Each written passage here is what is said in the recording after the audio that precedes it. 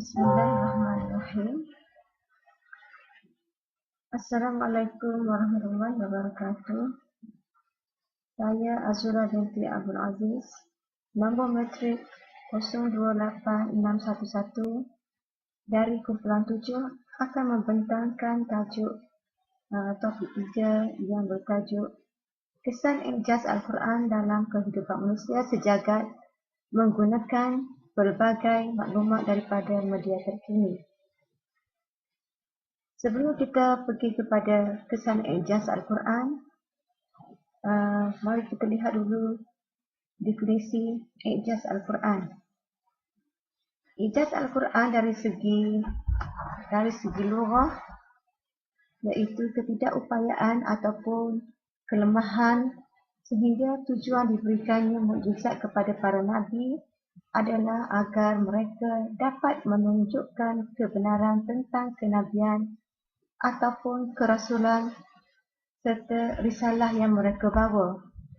Manakala dari segi istilah, iaitu kelemahan yang diciptakan secara bertaburan ataupun terhimpun dan kemudian didatangkan dengan cabaran oleh Al-Quran secara jelas, tersirat maupun kedua-duanya, yang mana cabaran itu tidak mampu disahut oleh manusia ataupun jin.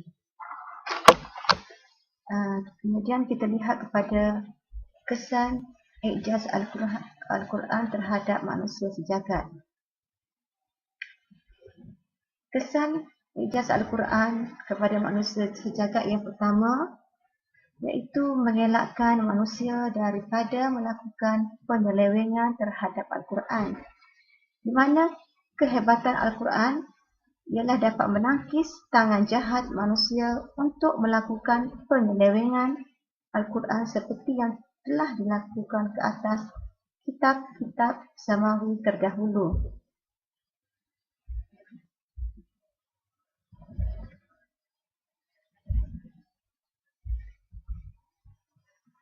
Iaitu di mana seperti firman Allah dalam surah At-Tur ayat 34 yang bermaksud, kalau tidak maka hendaklah mereka membuat dan mendatangkan kata-kata yang fasih dan indah seperti Al-Quran itu jika betul mereka orang yang benar dakwaannya.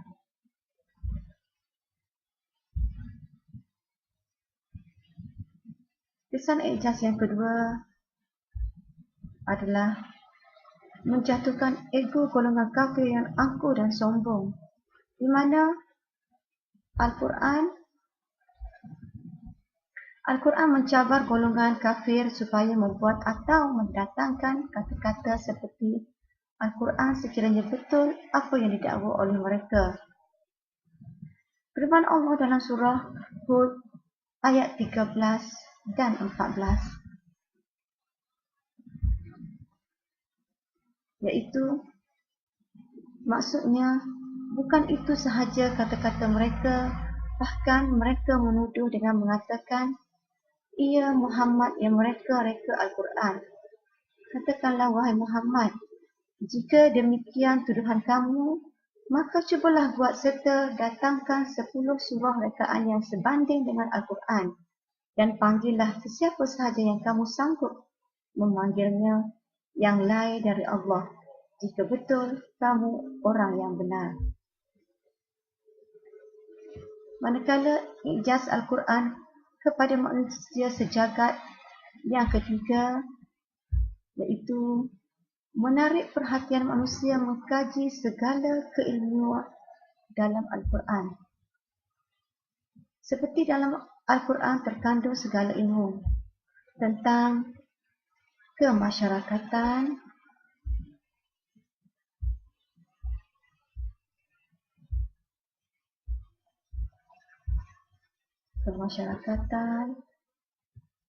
ilmu sains, komputer, internet, ilmu dan sebagainya, kekeluargaan, tentang kasih sayang, ibu bapa,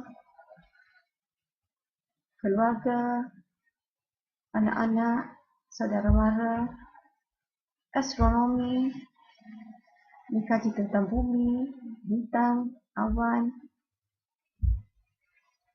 planet-planet, matahari, dan sebagainya. Maka tidak heranlah apabila ramai manusia termasuk yang bukan beragama Islam berlumba-lumba menggali khazanah yang terdapat dalam Al-Quran.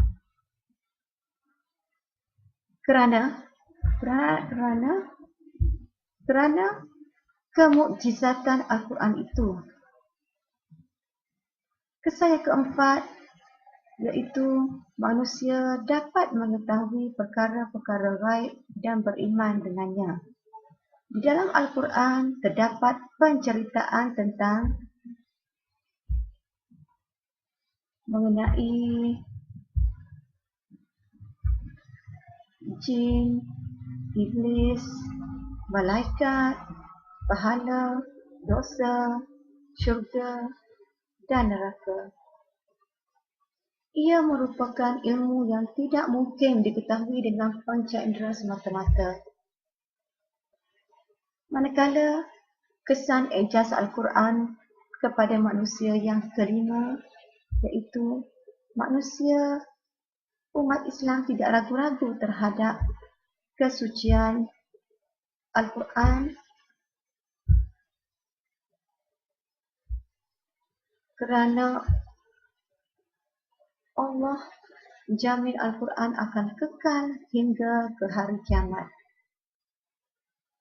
Manakala kesan yang keenam ke atas, kesan ijaz Al-Quran kepada manusia sejagat, iaitu Islam tersebar ke seluruh pelosok dunia. Mana kita lihat, kerana kemujizatan Al-Quran, ia telah mampu menarik masyarakat bukan Islam memeluk Islam. Dengan Al-Quran yang menjadi pegangan dan cara hidup, telah menyebabkan orang bukan Islam teruja untuk mempelajari agama Islam. Mereka belum berlomba untuk mengkajinya. Manakala yang terakhir ataupun yang ketujuh, masyarakat menjadikan Al-Quran sebagai panduan utama. Ini sebagai panduan utama dalam Al-Quran. Terkandung hukum dan syariat Islam. Oleh itu, kedudukan Al-Quran sebagai sumber pertama sesuai dengan ilmu yang ada padanya. Ia mukjizat agung yang tidak akan mengecewakan umat Islam sejagat. Jadi kesimpulannya daripada kesan ijaz ini, kita akan dapati bahawa Al-Quran itu tidak mampu untuk ditandingi. Ianya tidak mampu untuk ditandingi kerana ianya adalah kunci kejayaan di dunia dan juga di akhirat. Wallahu a'lam. Assalamualaikum warahmatullahi wabarakatuh.